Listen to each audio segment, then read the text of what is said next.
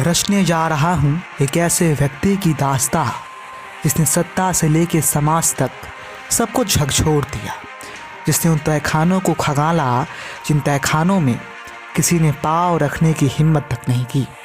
ये कहानी है भारत के महान यूट्यूबर ध्रुव राठी की। ध्रुव आसमान के वो तारे हैं जिसकी चमक ने मानो सत्ता से लेके समाज तक को अपने ज्ञान के प्रकाश से उज्ज्वलित कर दिया हो। लाखों दर्शकों के दिल पर राज करने वाले ध्रुव का जन्म हरियाणा के रोहतक शहर में हुआ। माँ पेशे से एक शिक्षिका थी और पिता पेशे से एक इंजीनियर। जब ध्रुव की किलकारियाँ हरियाणा के रोहतक में गूंजी तब ध्रुव के माता पिता की आर्थिक हालत नाजुक सी थी। संघर्ष की आग में चलने के बाद ध्रुव के माता पिता महीने के महज 4,000 रुपये कमाते। उन्हीं पैसों से उनका घर चलता। फिर क्या था, वक्त नहीं रुका और ध्रुव के पिता ने अपनी आर्थिक नाजुक हालत को देखते हुए रोहतक से दिल्ली जाने का फैसला लिया ताकि वो एक अच्छी आमदनी उत्पन्न कर सकें। रोटी की तलाश और एक बेहतर आमदनी की भूख ने ध्रुव के पिता को दिल्ली से मलेशिया पहुंचा दिया और अब ध्रुव के पिता की आर्थिक हालत ठीक हो गई। देखते ही देखते वक्त की रेलगाड़ी आगे बढ़ने लगी और बढ़ने लगी ध्रुव की उम्र। बचपन से ही ध्रुव वीडियो बनाने के शौकीन थे।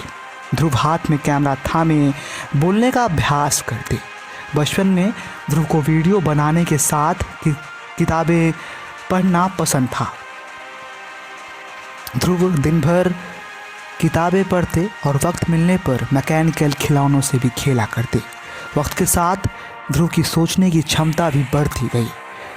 वक्त था 2011 और भारत देश में दिल्ली के वर्तमान मुख्यमंत्री अरविंद केजरीवाल और अन्ना हजारे जैसे महान नेताओं ने भ्रष्टाचार के खिलाफ आवाज़ उठाई थी।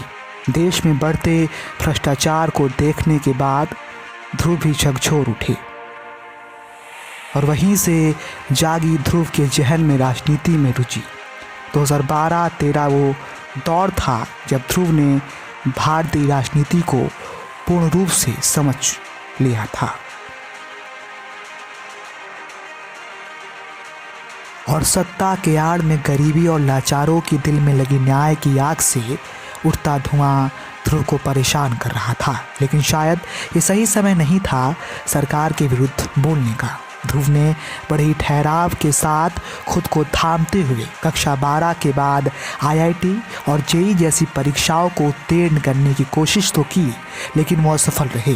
फिर क्या था, एक अच्छी शिक्षा की चाह ने ध्रुव को भारत से जर्मनी पहुंचा दिया, क्योंकि ध्रुव के पिता ये जान चुके थे कि बिना एक अच्छी शिक्षा ग्रहण किए ध्रुव का संपूर्ण विकास होना नामुमकिन है। ध्रुव ने एक अच्छे विद्यालय में दाखिला लिया। सालों अपने आप को किताबों के बीच खपाने के बाद ध्रुव निखर चुके थे। वहाँ ध्रुव ने इंजीनियरिंग की पढ़ाई करने के दौरान अपने आप को संघर्ष की आग में जला दिया। जर्मनी ने न सिर्फ ध्रुव को एक अच्छा व्यक्ति बनाया, बल्कि जर्मनी की एक जूली नाम की लड़की के साथ ध्रुव का ब्याह भी हुआ। वर्ष 2013 में ध्रुव की पढ़ाई खत्म हो गई। पढ़ाई तो खत्म हो गई, लेकिन पढ़ाई के दौरान मिला ज्ञान ध्रुव के जहन में आज भी जिंदा है। अब वो वक्त आ चुका था जब ध्रुव ने YouTube को अपनी रोजी रोटी बनाने की ठानी। ध्रुव ने निष्पक्षता के साथ राजनीति से लेके समाज के तमाम मुद्दों को उठाया। दोस्तों, राहुल गांधी को हाल ही में कॉन्विक्ट किया गया एक क्रिमिनल डिफेमेशन केस में एक गुजरात कोर्ट के द्वारा, जिसके बाद उन्हें पार्लियामेंट से डिस्क्वालीफाई भी कर दिया गया। इसे देखकर देश भर की ऑपोजिशन पार्टीज इकट्ठी हुई और ऑपोजिशन लीडर्स ने साथ में मिलकर कहा कि ये एक काला दिन था इंडियन डेमोक्रेसी के लिए। कांग्रेस का कहना है कि राहुल गांधी के साथ ये सब इसलिए किया जा रहा है ताकि उन्हें पार्लियामेंट में बोलने से रोका जा सके। पार्लियामेंट में अपनी निष्पक्षता के कारण ध्रुव 2024 में बनकर तैयार हुए राम मंदिर पर भी चुप न रहे। हाल ही में 22 जनवरी को अयोध्या में राम मंदिर की इनॉग्रेशन करी गई, जहां प्राण प्रतिष्ठा हुई। प्राण का मतलब है जीवन या लाइफ, प्रतिष्ठा का मतलब है एस्टैब्लिशमेंट या स्थापना। ये वो सेरेमनी है जहां मूर्ति को मंदिर के अंदर इंस्टॉल किया जाता है। इस एक सेरेमनी की पिछले कुछ हफ्तों से अखबारों में, मीडिया में 2400 घंटे चर्चा हुई है और कई कंट्रोवर्सीज भी यहाँ उठी।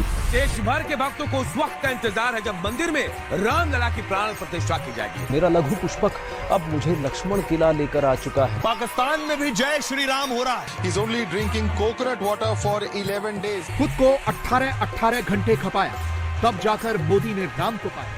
कुछ पॉलिटिकल पार्टीज ने और 4 मेन शंकराचार्य ने इस इवेंट को अटेंड नहीं किया। आइए समझते हैं इन चीजों को आज के इस वीडियो में, लेकिन साथ साथ मैं इस मौके का इस्तेमाल करना चाहूंगा इस वीडियो में श्री राम की क्वालिटीज को डिस्कस करने के लिए भी। क्योंकि राम का नाम लेना तो बहुत आसान काम है, लेकिन श्री राम की वैल्यूज और प्रिंसिपल से सीखना और उन्हें अपने ऊपर अप्लाई करना बहुत मुश्किल है। निष्पक्षता और सूझबूझ की वजह से ध्रुव को हमेशा याद किया जाएगा। ये कहानी के ख़त्म हो जाने का नहीं, बल्कि एक छोर के छूट जाने, एक मोम के दिल के पिघल जाने का वक्त है। नमस्कार, मैं स्वप्निल कुमार।